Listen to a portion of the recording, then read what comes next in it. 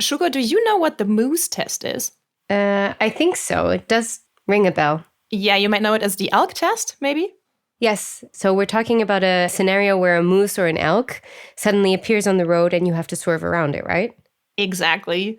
And that's a great way to test the stability of your car and the functionality of your ESP system. As long as it's not a real moose appearing out of nothing on a snowy, dark road. Fortunately, there are no moose in Germany. There was no snow and it was broad daylight during my test drive. Anyway, buckle up, guys. Yes, Captain.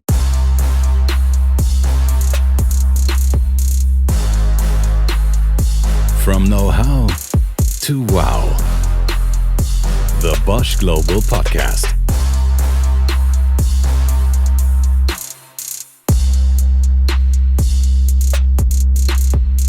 So, listeners, welcome to the second part of our special episode.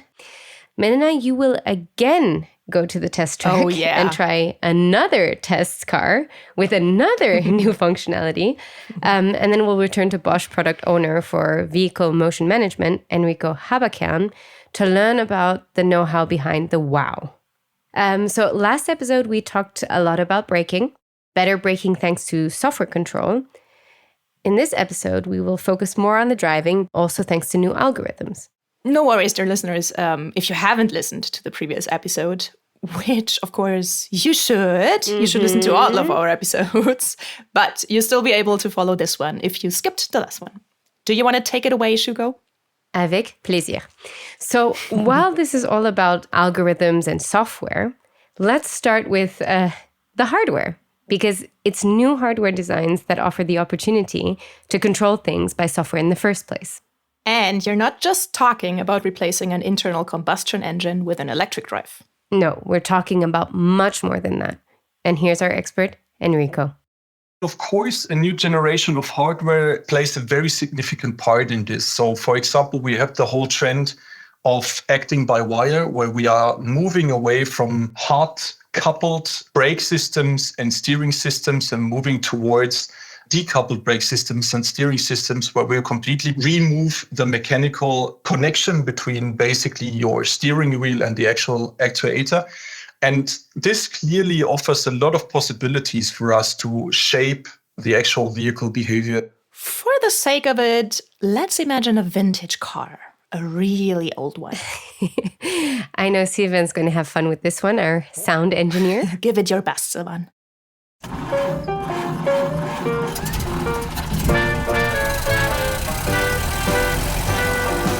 As we can hear, this car sounds quite clunky. When you push the brake pedal in this car, you directly put pressure on the brake system. And when you steer this car, you have to put in some effort. When you're parking and have to turn the wheels from a far left position to a far right position, oh boy, you need some elbow grease to turn, and turn the steering wheel.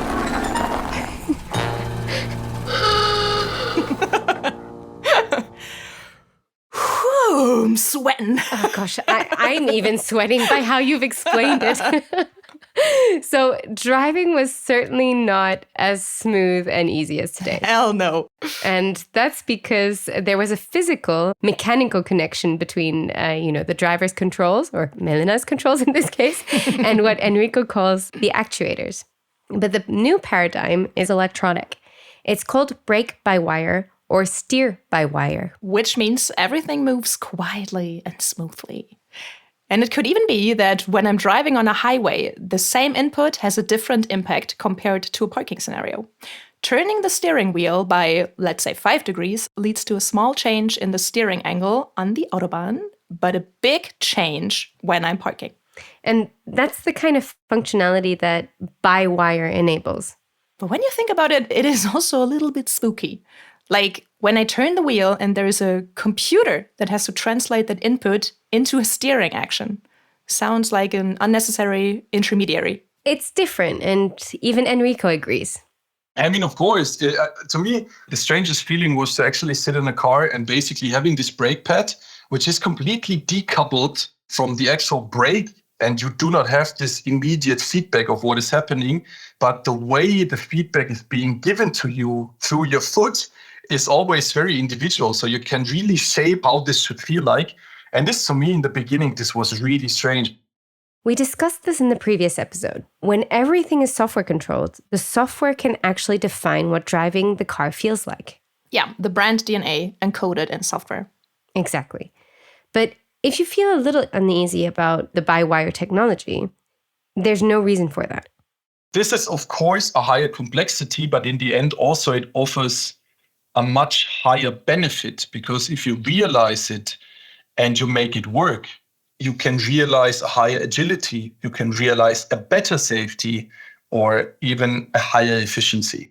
Perhaps not just by replacing mechanical connections with, the electrical ones, but by then also implementing the software that the vehicle motion management team are developing. I got a sense of what that software can do when I returned to Bosch's test track in Renningen near Stuttgart, where I got the chance to sit in a very special car with our colleague Philipp Debes. Yes, This is prototype for development use only. So we've bought this vehicle new in 2019, and since then changed quite a lot of parts, software as well as hardware. Yeah. A car playground for engineers, basically a prototyping platform. That's what it is. Unfortunately, I wasn't allowed in the driver's seat this time. Milena, they probably heard about your push-button scenario and thought, nope, we've learned the first time around. I really thought I could do that. Self-confident as I was, I felt super offended. Okay, and I just learned that I'm not allowed to drive the vehicle myself. Yes. So I co-driver. What is it that you're going to do? Okay, so you will be driving What's the maneuver? Highly dynamic maneuver, an evasive maneuver. Yeah. It's really close to the famous moose test. Nice. So we will be evading a moose today. Okay. Yeah, exactly. Let's do that. Yeah, so wait, we said no moose in Germany. Okay, well, this moose was just some traffic cones on the test track. But the experience did not disappoint. Wowie. All right, so I put my seatbelt on. Yeah, sure, of course. So the moose test is testing the limits of the vehicle stability. There is this suddenly appearing obstacle, and the driver suddenly steers left to avoid the moose, then right to avoid oncoming traffic, trying to stay in control of the car. And the ESP system is helping with that too. Avoiding that the car topples over or spins out or, becomes otherwise unstable. Mm-hmm. And be prepared. Here's what that experience is like. Philipp is currently accelerating to about 80 kilometers per hour. Playing the Jeff role today. For our American listeners, we're talking about 50 miles per hour. I fully trust you with my life right now. Yeah, that's what it's all about, saving lives. I somehow was not ready for what was coming. It was quite a strong force throwing me to the right, then to the left, while the tires were screeching. All right, watch out. God, I think I started laughing out of shock.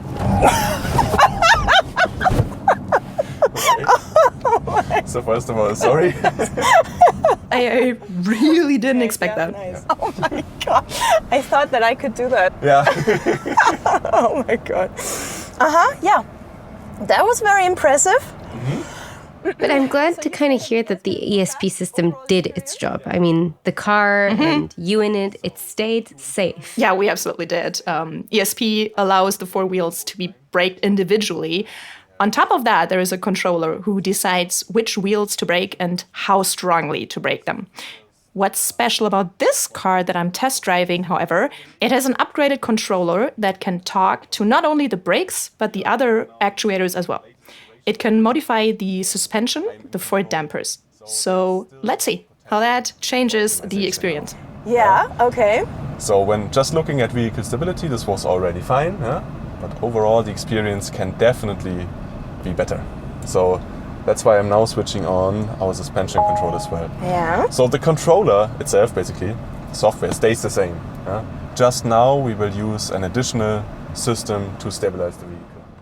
That's the core idea of vehicle motion management, combining multiple systems to work on one task collaboratively. Precisely. Yeah?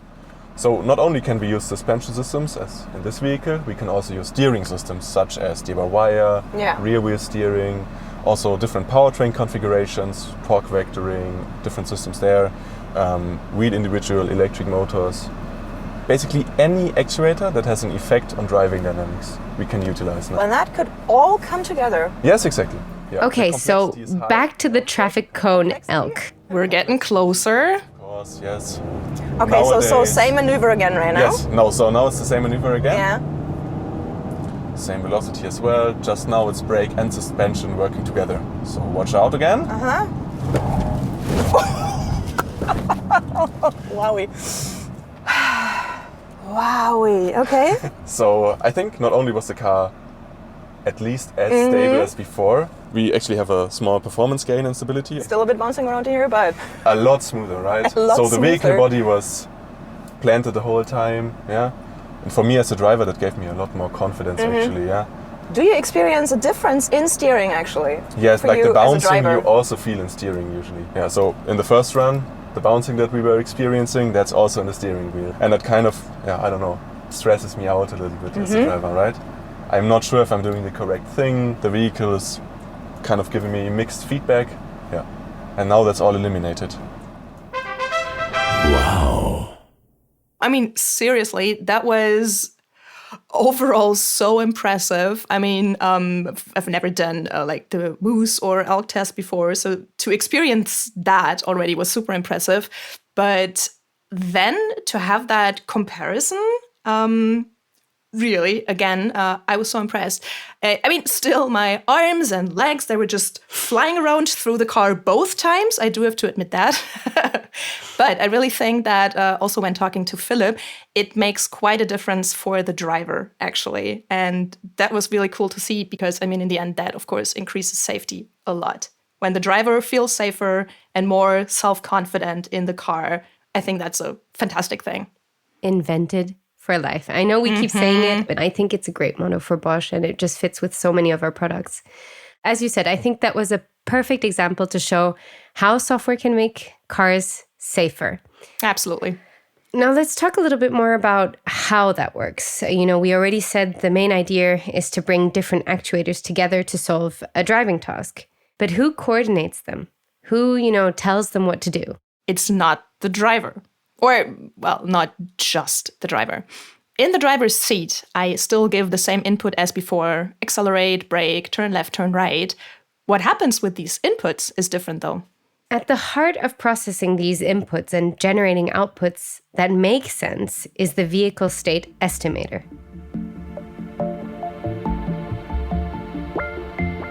The vehicle state estimation basically is an artificial sensor that we are implementing in the form of a software algorithm into the car. It gets this information from other sensors, physical sensors implemented in the car, but they are aggregated in this artificial vehicle state estimation algorithm.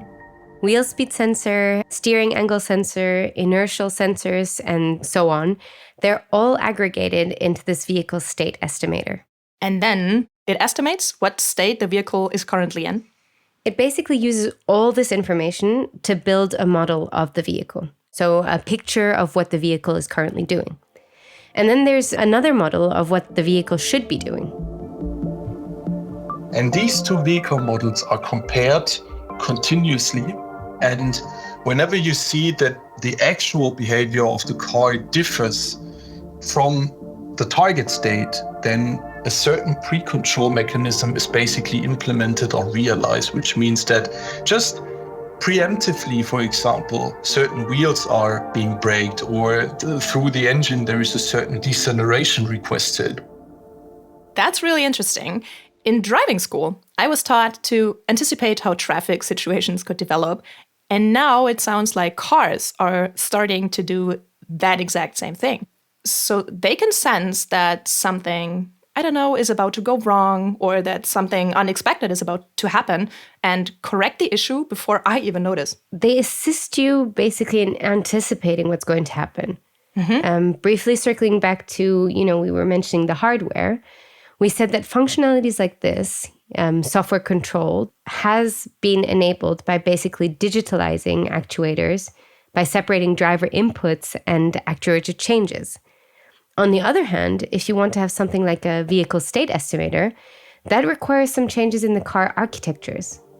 Because the question is, where does the software live inside the car? Usually on an ECU, so an electronic control unit. But which one? From decentralized architectures where we have a lot of functionalities, like a big portion of the actual software hosted on actuator-specific ECUs, like the brake ECU, the steering ECU, the powertrain ECU, which is very domain-focused. We see a big trend moving towards centralized architectures, which means completely rethinking how your software needs to be cut, how it needs to be designed, which functionalities might make sense on a central control unit instead of keeping them on the actuator-specific control unit. When the brakes are no longer only responsible for braking, but might help with steering, for instance, that needs to be controlled centrally. Everything gets more connected with everything, basically. So the engineers are working on breaking up those silos and really thinking out of the box, which, according to Enrico, can have a multitude of benefits. What we've covered in these 2 episodes are just a few out of dozens of software functionalities that have been developed. Those were probably the most fun ones, I think. I definitely enjoyed eBrake to Zero last time and the Moose test this time. Milena, I can assure you, we can definitely tell. So when more vehicle motion management features are out there in the world, Enrico says there can be, improvements in many areas. We also can have an impact on increasing the efficiency through every single function that we have by more and more using the powertrain to decelerate instead of using your brake, resulting in less brake dust, for example. We can, for example, also much more efficiently stabilize the car without having to rely on the brake again, which would also result in less efficiency because then you have to accelerate quickly again. So there is a lot of interdependencies to efficiency, sustainability that we are addressing with our features, and we are more pushing towards these areas: comfort, safety, sustainability, efficiency. I think I really underestimated what software can do. Right? And I say that working at Bosch. Right? God. Well, I'm more in this software environment, and I still think it's amazing that, algorithms can impact so many aspects of our driving experience. What Enrico says is exactly what I saw on the test track. The new vehicle dynamics controller used the brakes less to stabilize the vehicle because it could also control the suspension. And with that comes a gain in efficiency. I think the overarching theme here is that these algorithms don't just help shape what the car feels like and inject a specific brand identity into it. It also helps us being better drivers. Without us consciously noticing it. And if I hear about all of the things that are going under the hood when, I accelerate, I brake or steer, it drives me insane. That's a very good point. Everything remains simple for us. And if the software does its job unnoticed, that means it's doing its job very well. As usual, Milena, thanks for hosting this double feature of vehicle motion management episodes with me. Pleasure is mine, Shuko. I mean, I did the fun part. I got to try these vehicles on the test track. Next time, it's your turn. Yeah, I was about to say, I think we should also have let me go out in the field again. Absolutely. Ideally on a motorcycle episode, but I'll definitely see if I can convince one of our engineers to take me out for a ride too.